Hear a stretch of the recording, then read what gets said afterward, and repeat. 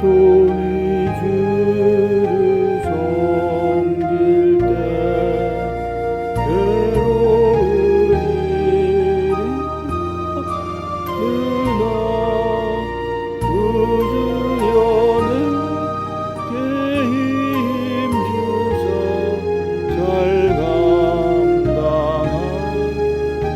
하소서.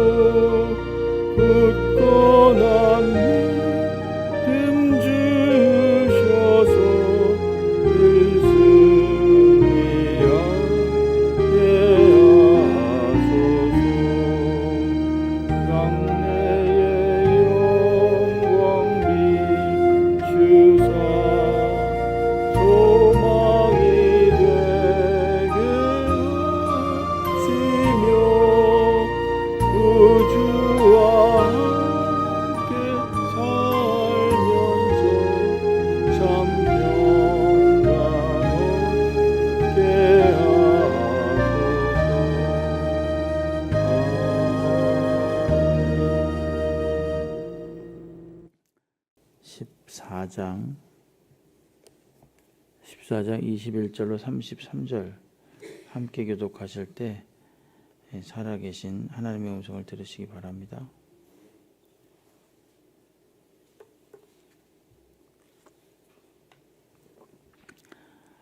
왕이 요압에게 이르되 내가 이 일을 허락하였으니 가서 청년 압살롬을 데려오라 하니라.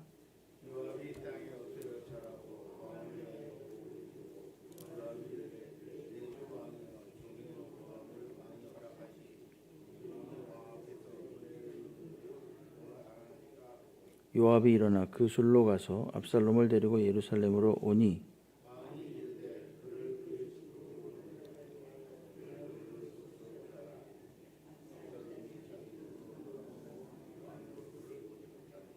온 이스라엘 가운데에서 압살롬같이 아름다움으로 크게 칭찬받는 자가 없었으니 그는 발바닥부터 정수리까지 흠이 없음이라.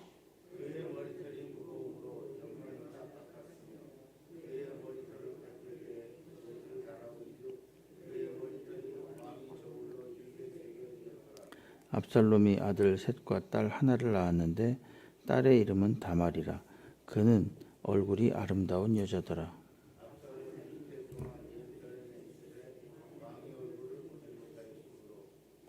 압살롬이 요압을 왕께 보내려 하여 압살롬이 요압에게 사람을 보내 부르되 그에게 오지 아니하고 또다시 그에게 보내되 오지 아니하는지라.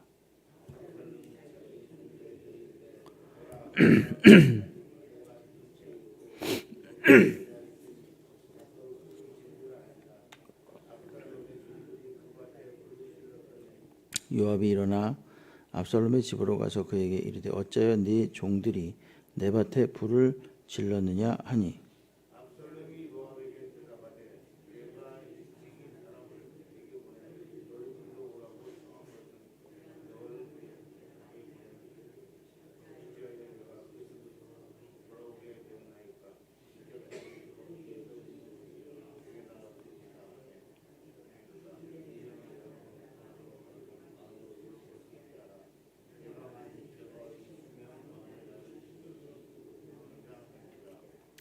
요압이 왕께 나아가서 그에게 아뢰매 왕이 압살롬을 부르니 그가 왕께 나아가 그 앞에서 얼굴을 땅에 대어 그에게 절하매 왕이 압살롬과 입을 맞추니라. 아멘. 할렐루야. 오늘 새벽에 나오신 우리 성도님들 하나님께서 은혜와 평강으로 함께 하시고 또 기도 응답으로 함께 하시기를 주의 이름으로 축원합니다. 14장 21절부터 33절까지 말씀을 보겠습니다.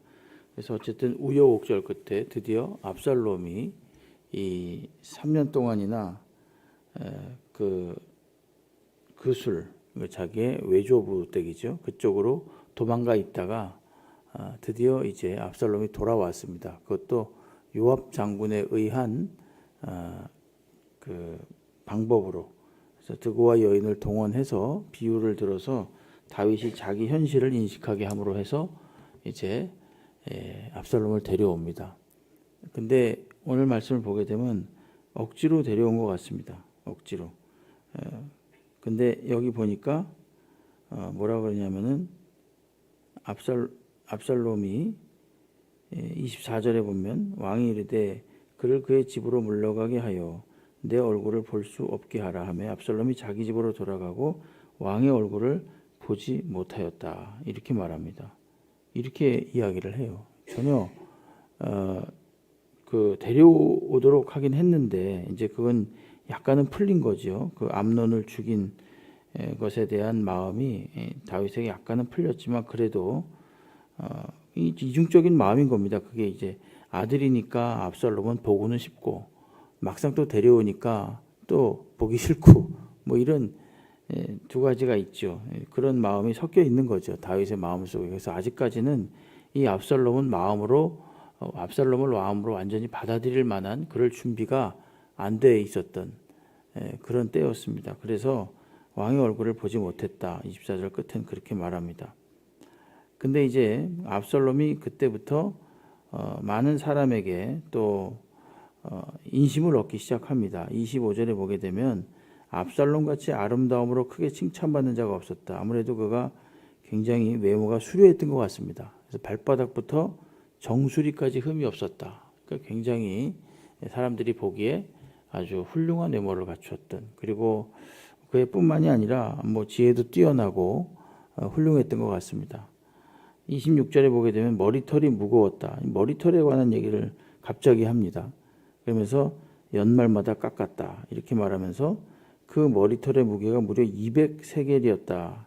200세겔이면 4.5kg 정도 된다고 합니다. 근데 그런 어떤 굉장한 머리털, 그러니까 머릿속으로 상상이 되시죠? 아주 외모도 훌륭하고 키도 크고 잘생기고 그리고 머리털도 그 무슨 영화에서 보는 것처럼 아주 수려하게 이렇게 쫙 내려와 있고 그런 모습이었던 것 같습니다. 왜 머리털을 이렇게 강조할까요? 그거는 나중에 상수리 나무에 이 머리털이 걸려요. 그래서 그의 가장 아름답고 빛나는 외모 중에 하나였던 이 머리털이 결국은 자기 자신을 죽이는 그런 그 신체의 일부가 되는 거죠. 죽이는 일부가 되는 거예요. 그 참 아이러니한 겁니다. 이거 이제 나중에 보면 알겠고요. 그래서 압살롬이 아들 셋하고 딸 하나를 두었는데 그 딸의 이름을 다말이라고 지었습니다. 이 다말이라고 지은 이유가 뭐죠? 암논에 의해서 욕을 당했던 그 자기의 동생이, 누이 동생이 다말이었어요. 그러니까 아직까지 압살롬은 그 자기 누이에 대한 생각을 멈추지 못하고 있는 겁니다. 그러니까 굉장히 자기 누이를 굉장히 사랑하고 아꼈다라는 것을 또 알 수 있고, 그런가 하면 그 암논에 대한 생각이 여전히 사라지지 않았다. 뭐 그렇게도 볼 수 있죠. 그는 얼굴이 아름다운 여자였다. 이렇게 말하고 28절에 보게 되면 이태 동안 2년 동안이나 예루살렘에 데려와 놓고 2년 동안이나 예루살렘에 가만히 있어서 이제 왕이 얼굴을 안 봤잖아요. 그러니까 이제 압살롬이 이제 요압에게 부탁을 합니다. 그러니까 나 좀 왕을 좀 보게 해 주십시오. 아버지 좀 보게 해 주십시오. 사실 요압하고 압살롬과의 관계는 조카와 삼촌 정도 되나요? 그러니까 맞죠? 예, 아버지의 누나의 아들이, 다윗의 누나의 아들이 요압이니까 또 다윗의 아들은 또 요압의 조카가 되겠죠. 그러니까 뭐 가서 이야기를 했죠. 가서 이야기를 하는 게 전가를 보내서 요압에게 나 아버지한테 인사를 좀 시켜달라고. 그러니까 요압이 또 이제는 요압이 부덤덤한 거예요. 이제 들은 척을 안 하죠. 그러니까 여기 29절에 보면 사람을 보내되 요압이 오질 않습니다. 자기 말 좀 들어달라고 요압을 불렀는데 오질 않아요. 그러니까 압살롬이 꾀를 내 가지고 요압의 밭에다가 불을 내버립니다. 불을 내버리면 그때서야 이제 요압이 딱 긴장을 해가지고 옵니다. 그래가지고 왜 불을 질렀느냐? 그러니까 압살롬이 말하죠. 왕에게 나를 오라고 한 분이 당신 아닙니까? 그럼 이제는 좀 볼 수 있게 해주시지. 왜 이대로 나를 내버려 두시고 아버지를 보지 못하게 합니까? 죄가 있으면 왕이 나를 죽이는 것이 마땅합니다. 이러면서 거의 압살롬이 아주 극단적인 말까지 하면서 보게 해달라 이렇게 이야기를 합니다. 그래서 요압이 또 주선을 해서 33절에 보게 되면은 이제 왕이 압살롬을 부르니 그가 왕께 나아가 그 앞에 얼굴을 땅에 대어 그에게 절하매 왕이 압살롬과 입을 맞추었다. 이렇게 해서 결국 압살롬을 마주하게 됩니다. 근데 이건 억지로 이런 일이 일어났던 거죠. 다윗은 아직까지 마음을 열지 않았어요. 마음을 열지 않았고 이 마음을 열지 않음이 계속해서 이제 그런 마음들이 모아져 가지고 축적이 돼가는 겁니다. 압살롬에게는 미움의 마음으로. 그래서 이제 다음 장을 보시면 알겠지만 압살롬이 반역을 꾀하는 그런 장면이 나오거든요. 결국 반역을 일으키죠. 실행하죠. 다윗이 끝까지 이 압살롬에 대해서 한 번의 마음을 연 게 아니고 전부 다 이게 억지로 압살롬을 데려오고 또 억지로 요압의 중재에 의해서 압살롬을 만나고 이런 지금 일이 진행되고 있는 거예요.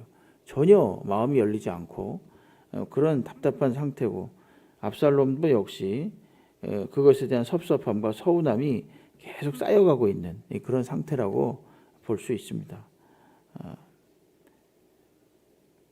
이 마음, 한 번에 열지 못하는 이런 마음, 이런 것들을 지금 계속해서 오늘 성경이 말해주고 있는데 결국 이것 때문에 이제 15장 이후에 보게 되면은 여기 15장 4절을 보게 되면은 압살롬이요 그 백성들의 마음을 다 도둑질합니다.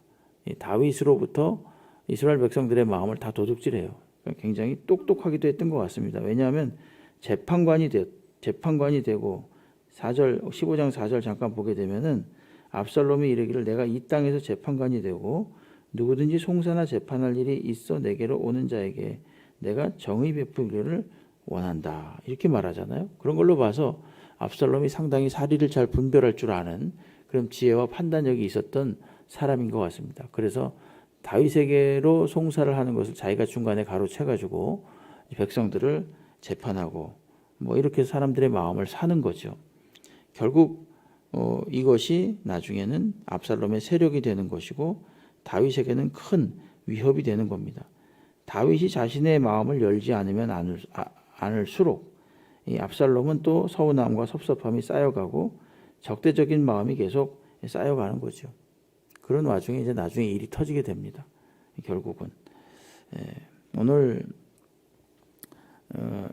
그 28절의 말씀을 한번 좀 마음속에 좀 생각하시면서 묵상했으면 좋겠습니다. 이태 동안 예루살렘에 있었지만 왕의 얼굴을 보지 못하였다. 이것은 다윗이 여전히 그 마음을 활짝 열지 않은, 오게는 했지만 그러나 꼴 보기 싫은 그런 거죠.